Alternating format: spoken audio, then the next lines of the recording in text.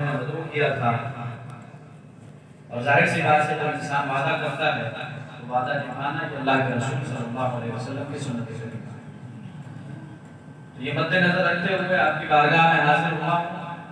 کوشش یہ ہے کہ بڑے مختصر انداز میں آپ کے سامنے چند باتیں پیش کروں گا اور اس کے بعد آپ سے رخصت لوں گا کہ یہ جو محفل ہے حقیقت میں اس کا انعقاد اللہ کے رسول صلی اللہ علیہ وسلم کی شان میں مدح کرنے کے لیے کیا گیا ہے، لیکن اس میں ایک شرط یہ ہے کہ وہ نثر کی صورت میں نہیں ہے بلکہ نظم کی صورت میں۔ تو مجھے امید ہے کہ زیادہ سے آپ تک جو آئے ہیں وہ لوگ یہاں نعت رسول صلی اللہ علیہ وسلم سننے کی نیت سے آئے ہیں، تو اس لیے میں زیادہ وقت آپ کے سامنے نہیں لوں گا، بس مختصر انداز میں تھوڑے سے وقت میں اپنی گفتگو کو مکمل کر کے آپ سے رخصت چاہوں۔ آئیے ایک مرتبہ اور بارگاہ رسالت مآب کے درود و سلام سے نذرانہ عقیدت پیش کریں۔ اللہم صلی اللہ علیہ وسلم۔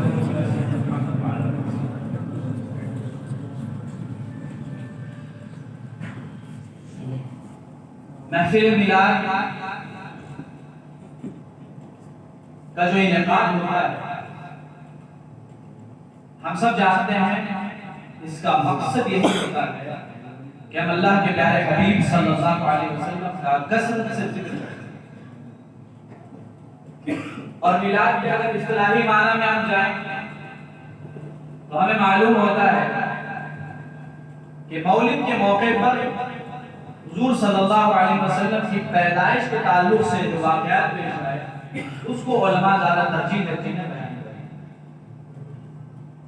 لہذا میں کوشش کروں گا کہ اللہ کے پیارے حبیب صلی اللہ علیہ وسلم کی پیدائش سے پہلے جو واقعات رونما ہوئے اور آپ کی پیدائش تک جو واقعات پیش آئے ان میں سے 3 واقعات کو آپ کے گوش گزار کروں۔ یہ 3 واقعات ایسے ہیں کہ علماء کا اس میں اختلاف نہیں۔ بہت سارے ایسے واقعات ہوتے ہیں، بہت ساری ایسی حکایتیں ہیں کہ علماء کو اس میں اختلاف ہوتا ہے، یہ صحیح سند کے ساتھ ثابت ہے یا صحیح سند کے ساتھ ثابت نہیں۔ لیکن یہ جو 3 واقعات میں آپ کے سامنے پیش کروں گا تاریخ کی روشنی میں اور سند کی روشنی میں علماء اس پر متفق ہے کہ یہ صحیح ہے۔ جب کوئی نبی خارق العادہ یعنی کوئی ایسا کام جو عموماً ہمارے معاشرے میں نہیں ہوتا، اگر اس کے دست مقدس سے سرزد ہو جائے تو ایسی صورت میں اس کو معجزہ کہا جاتا ہے۔ لیکن علماء نے اس کی تقسیم کی اور کہا کہ اعلان نبوت کے بعد جو معجزات پیش آتے ہیں، جو خارق العادات امور پیش آتے ہیں، اس کو معجزہ کہا ہے۔ لیکن اگر اعلان نبوت سے پہلے کچھ ایسے واقعات پیش ہوں جو معجزے کی ہی شکل میں ہوں تو علماء اصطلاح میں اسے ارہاس کہتے ہیں۔ تو یہ فرق آپ ملحوظ رکھیں کہ جب نبی کی اعلان نبوت کے بعد کوئی خارق العادہ واقعہ پیش آتا ہے تو اس کو معجزہ کہتے ہیں، اور اعلان نبوت سے پہلے اگر کوئی معجزہ پیش آ جائے تو اس کو ارہاس کہا جاتا ہے۔ یہ جو 3 واقعہ ہے اس کو بھی علماء نے ارہاس میں شمار کیا۔ اس میں جو سب سے پہلا واقعہ ہے وہ واقعہ ہے زمزم کے کنویں کو دوبارہ سے کھودنے۔ آپ کو پتا ہے یہ واقعہ مشہور ہے، ہم سب جانتے ہیں کہ سیدہ حاجہ سلام اللہ علیہا جب اپنے بیٹے کو پیاسا دیکھتی ہیں تو آپ صفا اور مروہ کی پہاڑیوں میں گردش کرتی ہیں اور پانی کی تلاش میں ادھر ادھر جاتی ہیں۔ اس دوران اللہ تبارک و تعالیٰ نے ایک معجزہ وہاں پیش آیا، وہ یہ کہ سیدنا اسماعیل علیہ السلام کے لیے ایک چشمہ پھوٹا، جس چشمے کا نام بعد میں چل کر اس کے پانی جو سے پانی نکلا اس کا نام آگے چل کر زمزم کہتا ہے۔ لیکن آپ سب جانتے ہیں کہ سیدنا ابراہیم، سیدنا اسماعیل اور حضور صلی اللہ علیہ وسلم کے درمیان ایک بہت بڑے زمانے کا فاصلہ ہے، تو ظاہر سی بات ہے اس میں بہت سے حادثات پیش آئیں گے، بہت سے واقعات پیش آئیں گے۔ تو اس میں کیا ہوا کہ جو زمزم کا کنواں تھا یا زمزم کا چشمہ تھا یہ مندثر ہو گیا۔ تو ایک زمانے تک جو قریش کے لوگ تھے وہ زمزم سے استفادہ نہیں کر پائے، کیونکہ زمزم کا جو کنواں یا چشمہ تھا وہ اب مٹ چکا تھا، اس کی کوئی علامت نظر نہیں آ رہی۔ چنانچہ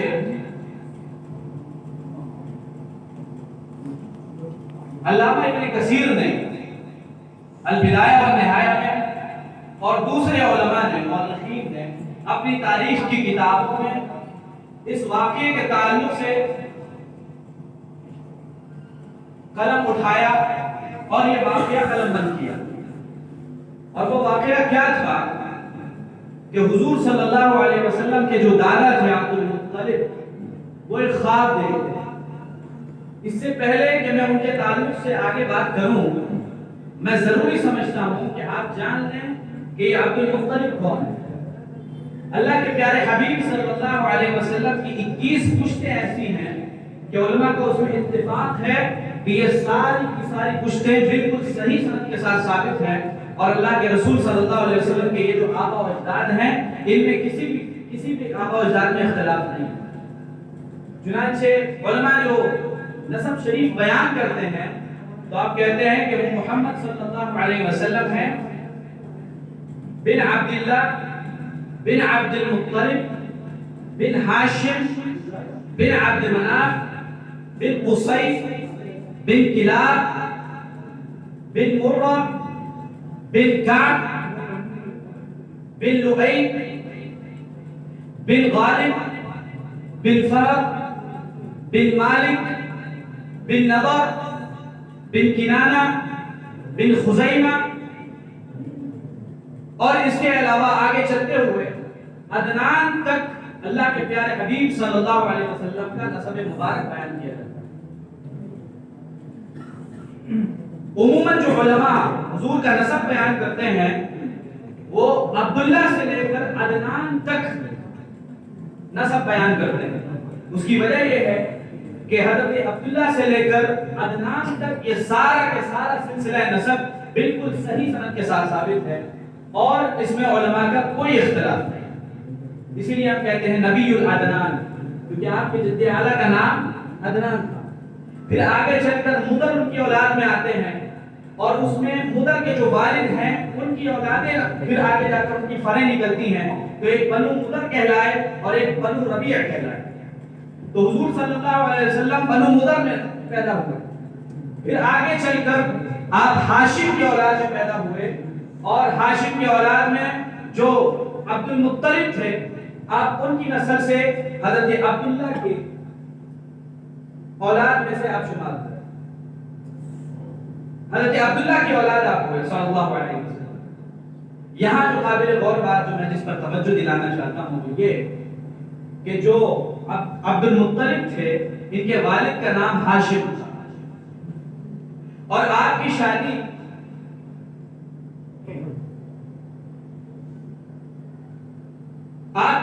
جس سے ہوئی ان کا نام سلمہ بنت عمرو تھا، جو کہ بنی نجار سے تعلق رکھتے ہیں۔ یہ بنی نجار کون تھے؟ یہ لوگ آگے چل کر قبیلہ خزرج سے مل جاتے ہیں۔ یہ بڑی اہم باتیں میں آپ کے سامنے بیان کر رہا ہوں، تھوڑا اگر توجہ مرکوز رکھیں گے تو بہت ساری جانکاری حاصل ہو جائے گی انشاءاللہ۔ تو یہ جو بنو نجار تھے یہ آگے چل کر خزرج سے مل جاتے ہیں، اور آپ جانتے ہیں کہ مدینے میں دو بڑا قبیلہ تھا، ایک اوس اور ایک خزرج، جن کا ایک زمانے تک جن کی جنگیں چلا کرتی تھی، لیکن اللہ کے پیارے حبیب صلی اللہ علیہ وسلم کے ان کے درمیان جانے کا یہ اثر ہوا کہ جو ایک زمانے تک ان کے درمیان جنگیں اور جدال چلا کرتی تھی، محبوب صلی اللہ علیہ وسلم جب وہاں پہنچتے ہیں اور یہ کہتے ہیں کہ آج سے تم لوگ آپس میں بھائی بھائی ہو، تو وہ عداوت جو ایک زمانے سے چلی آ رہی تھی وہ ایک پل میں ختم ہو جاتی ہے۔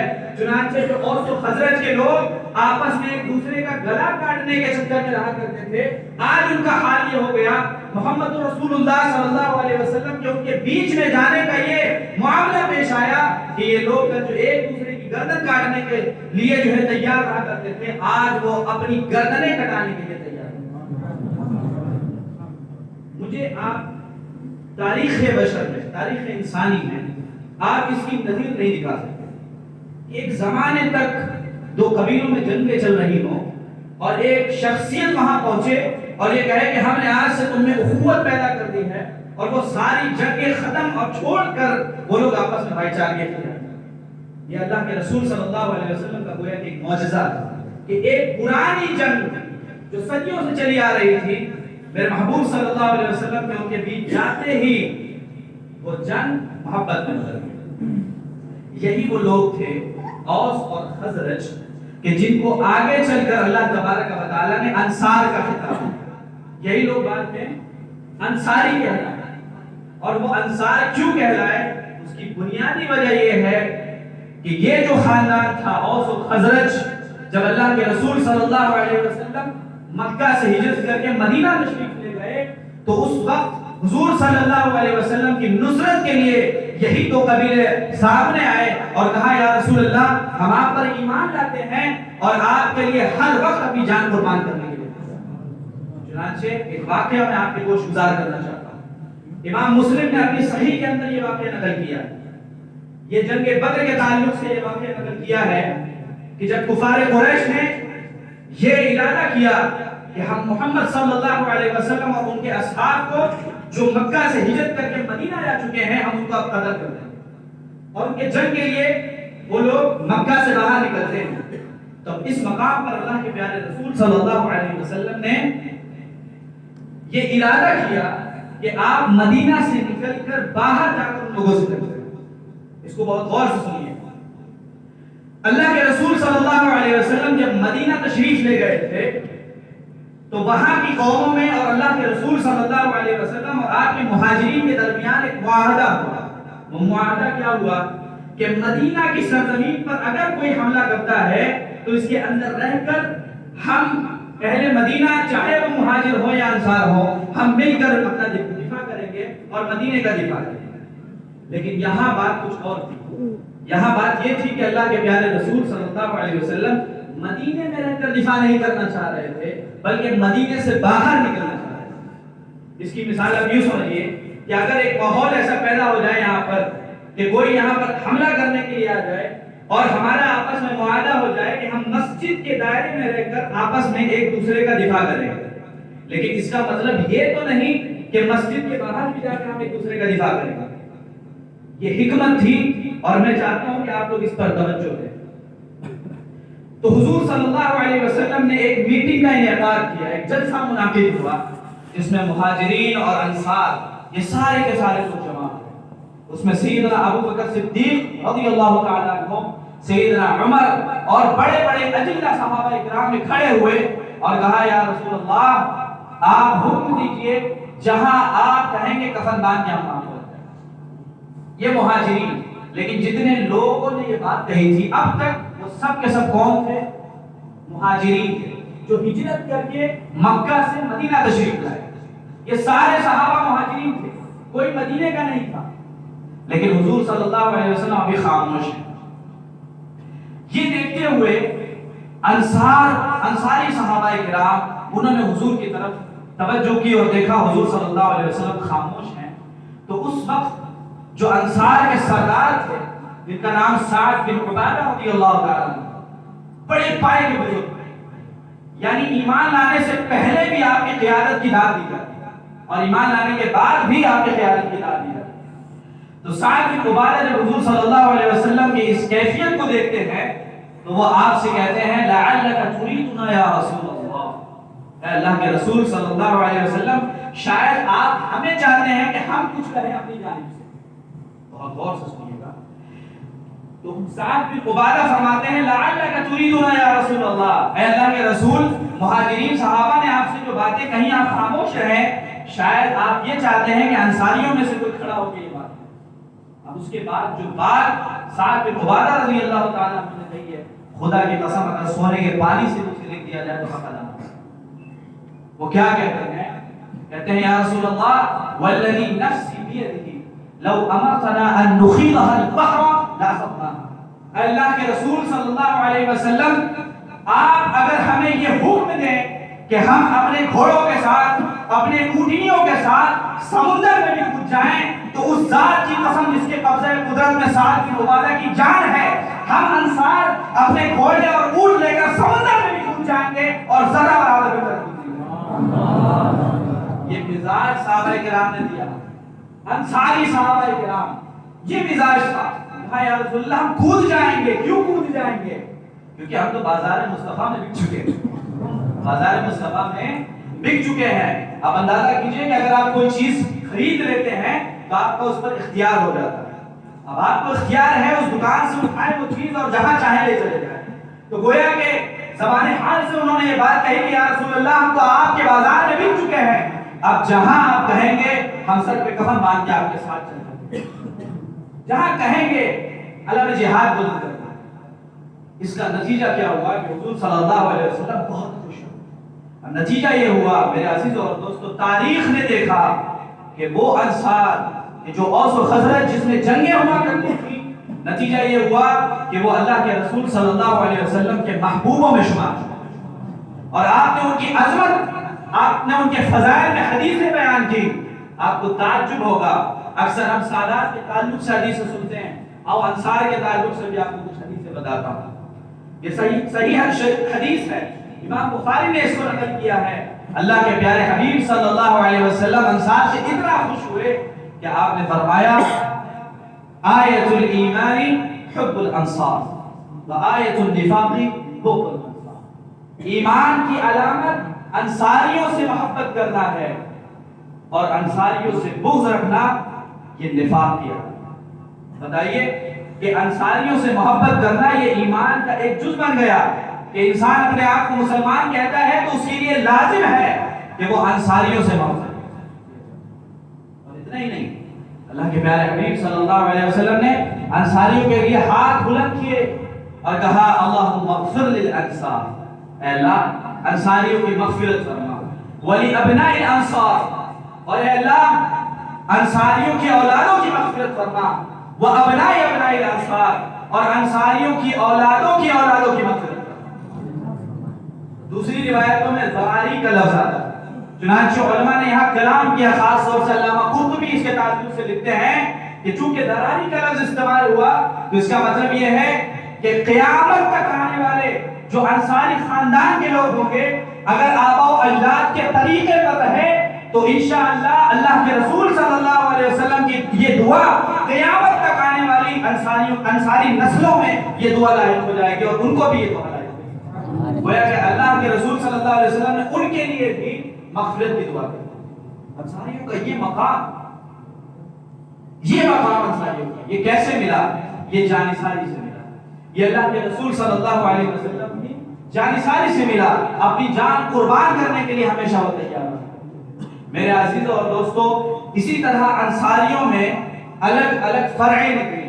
کوئی بھی خاندان جب بڑا ہوتا ہے تو اس کی الگ الگ شاخیں نکلتی ہیں، تو اس میں اللہ کے رسول صلی اللہ علیہ وسلم نے ارشاد فرمایا خیر الدور الانصار بنو النجار۔ اب یہاں میں اس کی طرف توجہ دلانا چاہتا ہوں۔ اللہ کے پیارے رسول صلی اللہ علیہ وسلم نے ارشاد فرمایا کہ انصاری گھرانوں میں جو سب سے بہتر گھرانہ ہے وہ بنو نجار کا گھرانہ ہے، وہ بنو نجار کا گھرانہ ہے۔ آپ لوگوں سے گزارش ہے، آپ لوگ ادھر دیکھیں، لوگوں کو آنے دیں جانے دیں، جگہ کی قلت ہے، آپ لوگوں سے گزارش ہے تھوڑا تھوڑا آگے آ جائے تاکہ پیچھے آنے والے وہ بیٹھتے جائیں، وہ جگہ ملتی جائے، آگے آ جائیں۔ تو اللہ کے رسول صلی اللہ علیہ وسلم نے کیا فرمایا کہ انصاریوں میں جو الگ الگ فرعیں اور الگ الگ گھرانے ہیں، اس میں جو سب سے بہتر گھرانہ ہے وہ بنو نجار کا گھرانہ ہے۔ اور اسی بنو نجار میں بعد میں سیدنا ابو ایوب انصاری رضی اللہ تعالیٰ عنہ جب وہ پیدا ہوئے تو اصل میں آپ کا نسب مبارک جا کر بنو نجار میں پہنچ جاتا۔ اور یہ کون ہے؟ وہ میزبان رسول صلی اللہ علیہ وسلم ہے کہ جب آپ مکہ سے تشریف لے جا کر مدینہ پہنچے تو جس کے گھر میں آپ ٹھہرے تھے وہ گھر کسی اور کا نہیں، حضرت ابو ایوب انصاری۔ اور حضرت ابو ایوب انصاری، آپ ان کے کردار کو دیکھیں، آپ کا جو مقام تھا، جو آپ کا مکان تھا، جو گھر تھا، وہ 2 تلے کا تھا۔ ہمارے یہاں الگ الگ فلور ہوتے ہیں نا، تو آپ کے 2 فلور تھے۔ تو حضور صلی اللہ علیہ وسلم جب آ کر ٹھہرے تو وہ نیچے کے فلور میں وہ ٹھہرے، اور حضرت ابو ایوب انصاری رضی اللہ تعالیٰ عنہ اور آپ کی جو بیوی تھی وہ اوپر رہا کرتی تھی۔ لیکن کچھ عرصہ گزرا نہیں کہ آپ کو یہ تکلیف ہونے لگی اور آپ نے سوچا کہ اللہ کے رسول صلی اللہ علیہ وسلم نیچے رہیں اور ابو ایوب انصاری اوپر رہے، اور کہا یا رسول اللہ ہم یہ گوارا نہیں کر سکتے کہ اللہ کا رسول صلی اللہ علیہ وسلم ہمارے گھر کے نچلے تلے میں رہے اور ابو ایوب انصاری اوپر رہے، لہذا آپ سے گزارش یہ ہے کہ آپ اوپر تشریف لائیں۔ حضرت ابو ایوب انصاری یہ کردار، ان کا نسب کہاں پہنچا؟ بنو نجار میں، اور اسی بنو نجار کی ایک بیٹی، ایک پاک دامنہ، ایک پارسا جس کا نام سلمہ بنت عمرو تھا، ان سے ہاشم نے نکاح کیا۔ اسی لیے آپ دیکھتے ہیں کہ جو انصار تھے اس زمانے میں وہ یہ کہتے تھے کہ حضور صلی اللہ علیہ وسلم کا جو گھرانہ تھا اصل میں اس گھرانے کے ہم لوگ ماموں کہلاتے ہیں۔ کیوں ماموں کہلاتے ہیں؟ کیونکہ ہاشم نے بنو نجار کی ایک بیٹی سے شادی کی اور یہ بنو نجار آگے چل کے انصاری خاندان میں تعلق ہے، تو ان کو اخوال کہتے ہیں۔ ان سے جب شادی ہوئی تو ان کے یہاں ایک بیٹا پیدا ہوا، اس بیٹے کا نام شیبہ رکھا۔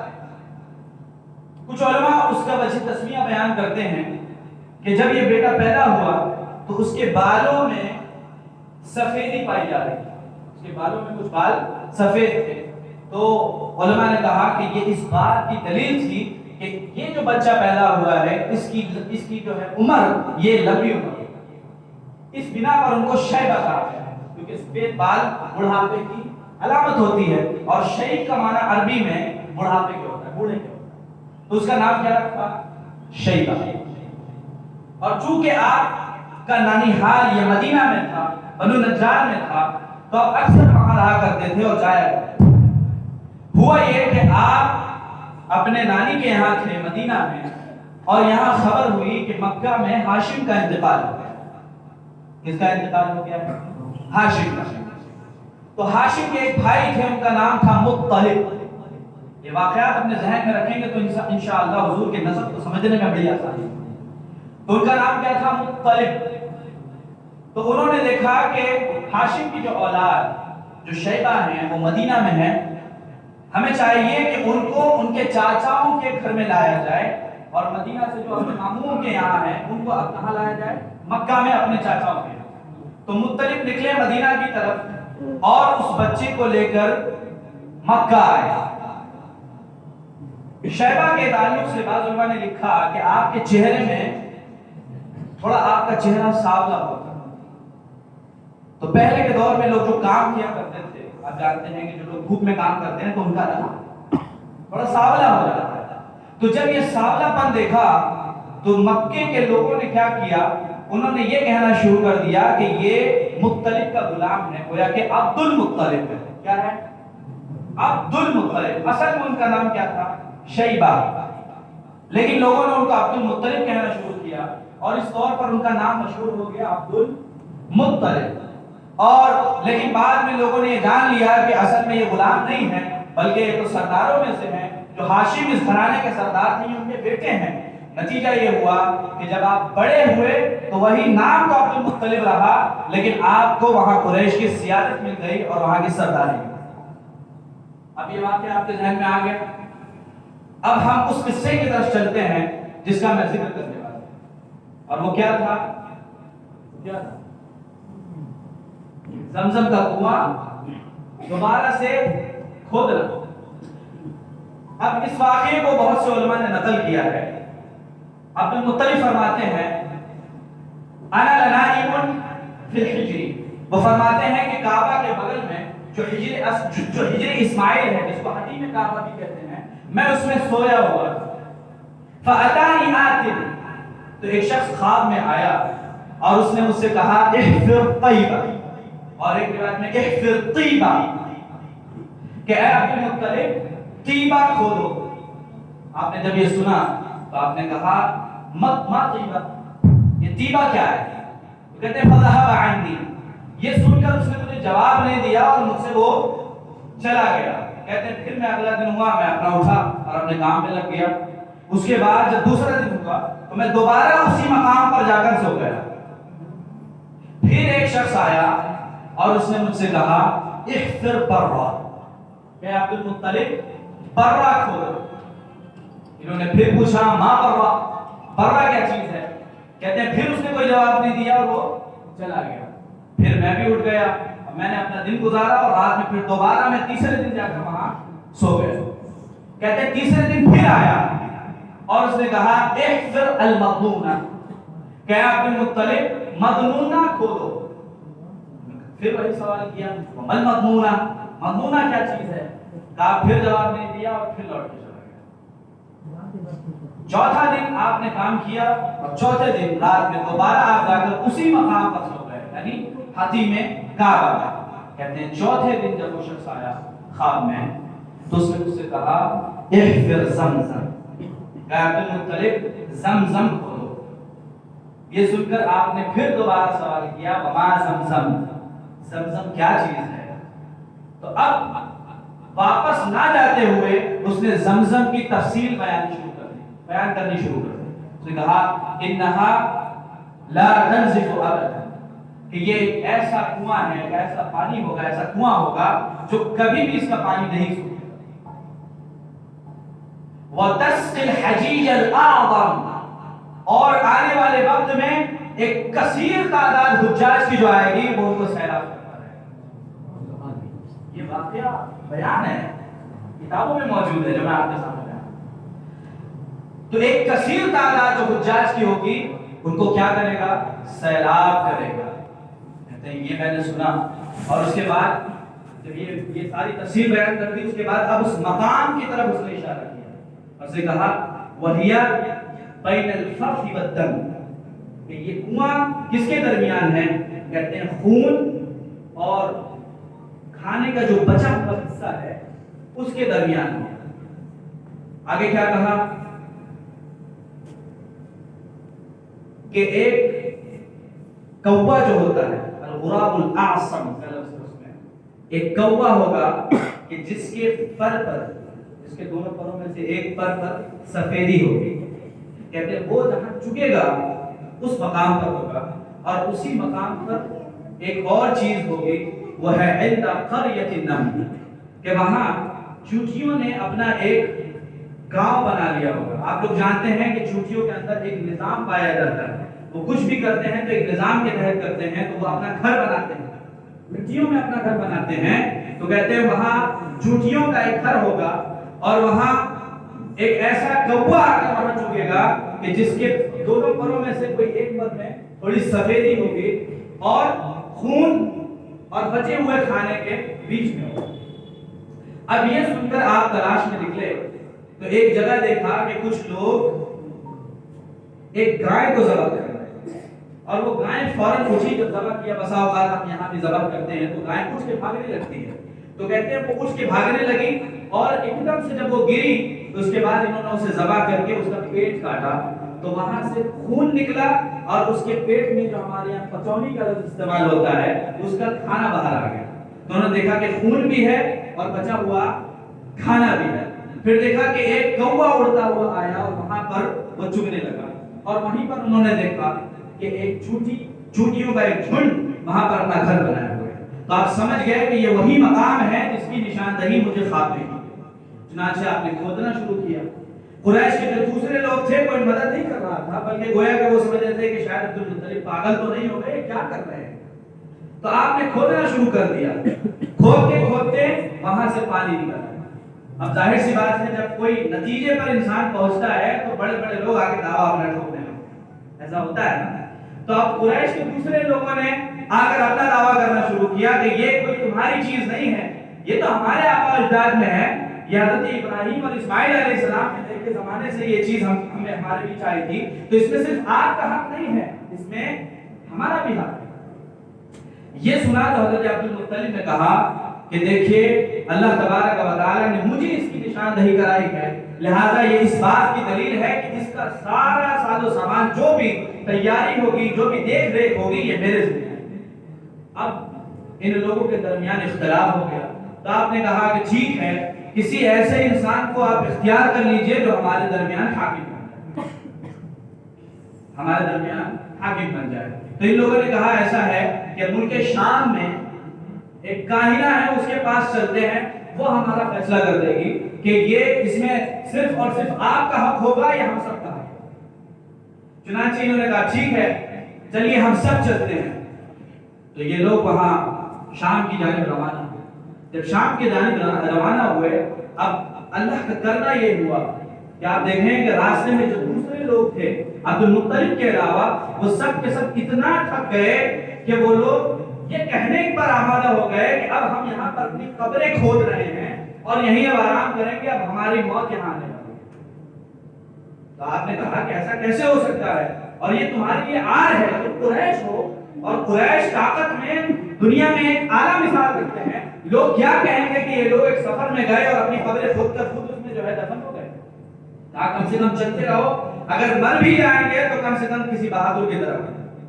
کہا ٹھیک ہے. جو ہی آپ نے اپنی اونٹنی اٹھائی تو وہاں مورخین فرماتے ہیں کہ وہاں اسی اونٹنی کے اٹھتے ہی وہاں ایک چشمہ جاری. تو یہ دیکھ کر قریش والوں نے یہ سمجھ لیا کہ یہ اللہ کی جانب سے ان کو یہ عنایت ہوا ہے. لہذا انہوں نے کہا کہ اب ہمیں کسی کاہنہ وہنہ کے پاس نہیں جانا, اللہ نے آپ کو چن لیا ہے, لہذا اب اس کی ساری ذمہ داری آپ کے لیے ہوگی.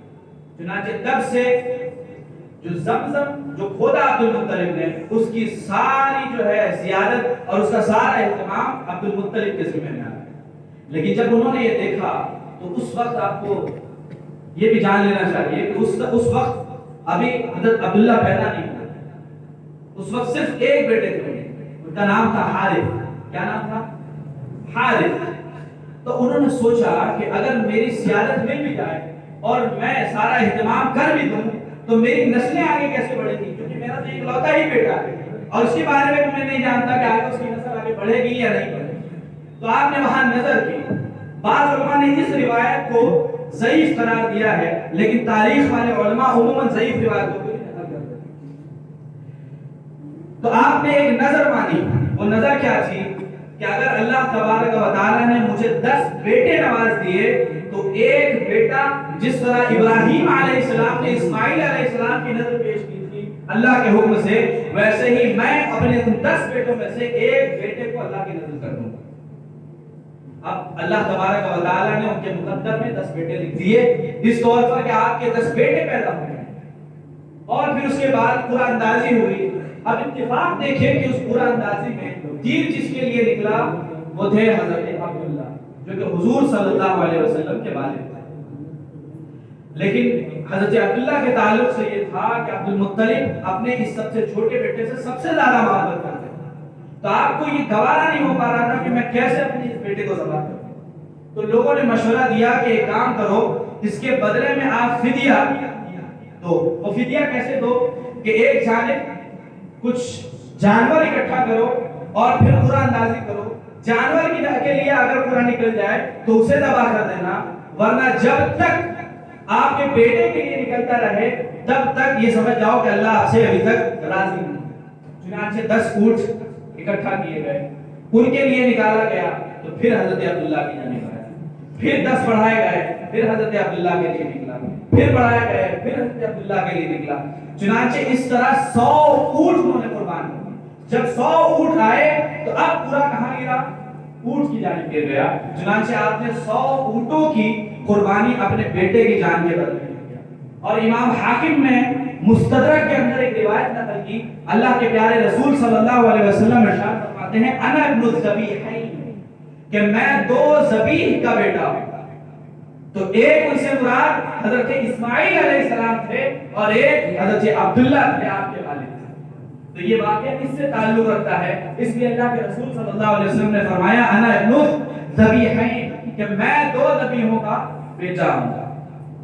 یہ جو واقعہ پیش آیا, اس واقعے کو علماء نے بیان کیا کہ یہ واقعہ یوں ہی پیش نہیں آیا تھا یا قریش کی کرامت کے لیے نہیں پیش آیا تھا, بلکہ اس میں اشارہ یہ تھا کہ اس قریشی خاندان میں مکہ کی سرزمین پر ایک ایسی شخصیت پیدا ہونے والی ہے کہ جو پوری کائنات کو روشن کرنے والی ہے, جو پوری کائنات کو روشن کرنے والی ہے.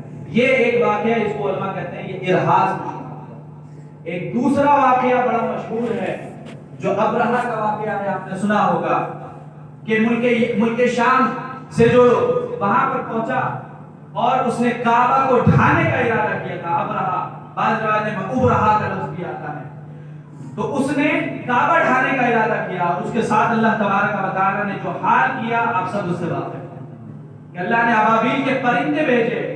علماء لکھتے ہیں کہ وہ پرندے دو اپنے پنجوں میں دانے لے کر آئے اور ایک اپنی چونچ میں، اور اس دانے کے تعلق سے علماء لکھتے ہیں کہ دال سے تھوڑا بڑا اور چنے سے تھوڑا چھوٹا ہوا کرتا تھا، لیکن جب وہ گرتا تھا تو علماء لکھتے ہیں کہ کسی کے سر میں اگر گھس جائے تو اس کے ساتھ اس کی سواری کو پھاڑتا ہوا زمین میں گھس جائے گا۔ اور ایسا حال کیا کہ قرآن میں کیا آیا، کعصف معقول، ایسے کہ جیسے زراعت جانور چر جائیں اور زراعت خراب کر دیں، ایسی حالت ہوئی۔ اس واقعے کو بھی علماء نے کہا کہ یہ ارہاس ہے۔ کس جانب ارہاس ہے؟ کہ اللہ نے کعبے کی حفاظت فرمائی اس طور پر، اس بات کی طرف اشارہ تھا کہ اس کعبے میں نماز پڑھنے والا ایک عظیم شخص پیدا ہوگا کہ جو خاتم المرسلین سید الانبیاء بنے۔ دوسرا واقعہ اور تیسرا واقعہ جو اللہ کے رسول صلی اللہ علیہ وسلم نے بیان کیا، اور یہ واقعہ بھی صحیح سند کے ساتھ ثابت ہے۔ آپ اللہ کے رسول صلی اللہ علیہ وسلم ارشاد فرماتے ہیں، انا دعوت ابی ابراہیم، میں اپنے والد ابراہیم کی دعا، وبشرى اخی عیسیٰ، اور میں اپنے بھائی عیسیٰ کی بشارت ہوں۔ اور تیسری چیز آپ نے فرمایا وَرُؤْيَا الَّتِي رَأَتْهَا أُمِّي حِينَ وَلَدَتْنِي كَأَنَّهُ خَرَجَ مِنْهَا نُورٌ أَضَاءَتْ لَهَا مِنْهُ قُصُورُ الشَّامِ۔ آپ نے فرمایا کہ میری والدہ نے خواب دیکھا۔ وہ خواب کیا دیکھتی ہیں کہ گویا کہ آپ کے جسم اطہر سے ایک نور نکلتا ہے، اور وہ نور جب نکلتا ہے تو شام کے محلات کو روشن کر دیتا ہے۔ اور ایک دوسری روایت میں آتا ہے وَأَضَاءَتْ مِنْهُ قُصُورُ بُصْرَى مِنْ أَرْضِ الشَّامِ، کہ شام کی سرزمین پر واقع ایک شہر بصرہ اس کے محلات کو روشن کر دیتا ہے۔ یہاں میں آپ کی توجہ چاہتا ہوں، اس واقعے کو جو اللہ کے رسول صلی اللہ علیہ وسلم نے بیان کیا، اصل میں اللہ کے پیارے حبیب صلی اللہ علیہ وسلم کا یہ واقعہ خود ایک معجزہ ہے۔ وہ اس طور پر کہ اس واقعے کو بیان کر کے آپ نے مستقبل کی خبر دی، آپ نے یہ بتا دیا تھا کہ مستقبل میں سنو ایک واقعہ پیش آنے والا ہے۔ جب میں نے تاریخ کی کتابیں کھنگالی تو مجھے پتا چلا کہ حضور صلی اللہ علیہ وسلم جب اس دنیا سے رخصت ہو گئے تو اس وقت حضرت ابو بکر صدیق رضی اللہ تعالیٰ عنہ کے دور خلافت میں حضرت خالد بن ولید رضی اللہ تعالیٰ عنہ نے ملک شام کے جس سب سے پہلے شہر کو فتح کیا تھا، اس کا نام بصرہ تھا۔ اس کا نام کیا تھا؟ بصرہ۔ اور حدیث میں کیا آیا؟ قصور بصرہ من ارض الشام، شام میں جو بصرہ مقامی ایک جگہ ہے، اس میں جو محلات ہیں، اس محلات کو روشن ہوتے ہوئے میری مان لے۔ یہ اس بات کی طرف اشارہ تھا کہ یہ نور نکلے گا اور یہ ایک ایسا نبی بن کے آئے گا کہ اللہ تبارک و تعالیٰ ظاہری طور پر دنیا کا اسے بادشاہ نہیں بنائے گا، لیکن جو ان کے ماننے والے ہوں گے، اس کے محبوب ہوں گے، پوری دنیا میں اس کی حکومت قائم ہوگی۔ نتیجہ کیا ہوا کہ آپ کے وفات کے بعد 13 ہجری میں سب سے پہلا جو مقام فتح کیا گیا وہ بصرہ کی سرزمین کو فتح کیا گیا۔ آپ نیٹ پر اگر آپ نیٹ چلاتے ہیں تو آپ خود سرچ کر سکتے ہیں، آج بھی بصرہ کے اندر وہ محلات موجود ہیں، جو محلات آپ کی والدہ نے آج بھی موجود ہیں۔ اسی لیے میں کہتا ہوں کہ یہ ایک ایسی دلیل ہے کہ جو اللہ کے نبی صلی اللہ علیہ وسلم کی نبوت کی صداقت پر دلیل ہے۔ کیوں؟ آپ عقیدہ اپنا رکھتے ہیں، ایک دوسرے مذہب کا آدمی اپنا عقیدہ رکھتا ہے، اس عقیدے کو کوئی انسان اس کا اعتراف کر سکتا ہے، کوئی نہیں کر سکتا، لیکن تاریخ ایک ایسی چیز ہے کہ ہر انسان کو اسے ماننا پڑتا ہے، ہر انسان کو اسے ماننا پڑتا ہے۔ مثال کے طور پر ہندوستان کی سرزمین پر ایک دور میں مسلمانوں کی حکومت رہی، کوئی انسان اس سے انکار نہیں کر سکتا۔ اگر کوئی انسان اس سے انکار کرے تو اس کو جھوٹا کہا جائے گا، جاہل کہا جائے گا۔ اندلس کی سرزمین پر، اسپین کی سرزمین پر مسلمانوں کی ایک زمانہ تک جو ہے حکومت رہی ہے، اگر کوئی انسان اس سے انکار کرے تو وہ بھی جاہل اور جھوٹا کہلائے گا۔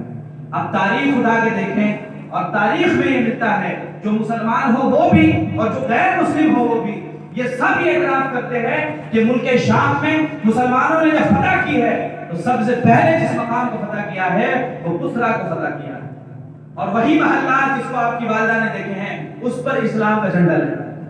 یہ اللہ کے رسول صلی اللہ علیہ وسلم نے مستقبل کی خبر دی کہ اے لوگوں سنو، آنے والے وقت میں میرے چاہنے والے میرے صحابہ ملک شام کو جب فتح کریں گے تو سب سے پہلے جس مقام کو فتح کریں گے وہ وہی مقام کو فتح کریں گے جو میری ماں نے دیکھا۔ اب دیکھیں یہ واضح دلیل ہے ایک نبی کے سچا ہونا، یہ عقلی دلیل ہے، تاریخی دلیل ہے، یہ کوئی اعتقادی دلیل کی بات نہیں کرتا، تاریخ کی روشنی کی بات ہے۔ میرے عزیز اور دوستو، یہ 3 واقعات حضور صلی اللہ علیہ وسلم کی پیدائش سے پہلے اور پیدائش کے دوران میں پیش آئے۔ ابن حبان نے اپنی صحیح کے اندر ایک روایت نقل کی کہ آپ صلی اللہ علیہ وسلم جب دنیا میں تشریف لائے تو عام بچوں کی طرح نہیں آئے۔ آپ جب دنیا میں آتے ہیں تو آپ وہ اپنے دونوں دستے مبارک کو زمین پر رکھ لیتے ہیں اور آسمان کی طرف سے۔ علماء نے اس کی تعبیر یوں بیان کی کہ آپ کا ہاتھوں سے زمین پر ٹیک لگانا اس بات کی دلیل تھی کہ یہ نبی کسی کا محتاج نہیں، یہ خود معتمد، یہ اپنے آپ پر اعتماد کرے گا، یہ دوسروں کے آگے ہاتھ پھیلانے والا نہیں ہے بلکہ دوسرے اس کے آگے ہاتھ پھیلائیں گے، یہ خود اعتماد ہوگا اور اپنے لیے ہر کام کرے گا۔ نتیجہ آپ نے کیا دیکھا کہ وہ نبی صلی اللہ علیہ وسلم اللہ تبارک و تعالیٰ نے جس کو آخر نبی آخر الزمان بنا کر بھیجا، خاتم المرسلین بنا کر بھیجا، اس نبی کا معاملہ یہ ہے کہ بکریاں بھی بچ رہا ہے، اپنے کپڑوں کو بھی وہ سل رہا ہے، اپنے نعل مبارک کو بھی وہ سل رہا ہے۔ یہ نبی، یہ اس بات کی دلیل تھی کہ یہ نبی اپنے معاملات میں خود معتمد ہوگا۔ اور آسمان کی طرف دیکھنے کی طرف علماء نے اس کی تعبیر اس طرح کی کہ اللہ کا اس نبی کے ساتھ سب سے زیادہ اور سب سے گہرا تعلق ہے۔ یہ معاملات ہمیں سننے چاہیے، اسی کا نام میلاد ہے، اسی کا نام میلاد ہے۔ میلاد میں کوئی خرافات نہیں ہوتی، مقصد یہ ہوتا ہے کہ اللہ کے پیارے حبیب صلی اللہ علیہ وسلم کا تذکرہ کیا جائے، آپ کے پیدائش کا تذکرہ کیا جائے، آپ سے پہلے جو واقعات پیش آئے اور آپ کی نبوت پر دلیل بننے والے واقعات اس کو بیان کیا جائے، آپ کے پیدائش کے واقعات بیان کیے جائیں، اس کے بعد کے واقعات بیان کیے جائیں، آپ کی زندگی کے احوال بیان کیے جائیں، اسی کا نام میلاد ہوتا ہے۔ اور یہی ہم مسلمان مناتے ہیں۔ اللہ تبارک و تعالی ہم سب کو میلاد منانے کی توفیق و رفیق عطا فرمائے۔ جو باتیں آپ کے سامنے پیش کی ہیں اس میں اگر کوئی لفظش اور کوئی غلطی ہوئی تو اللہ تبارک و تعالی معاف کرے، اور پہلے مجھے پھر آپ سب کو اس پر عمل کرنے کی توفیق و رفیق عطا فرمائے۔ وآخر دعوانا الحمدللہ رب العالمین۔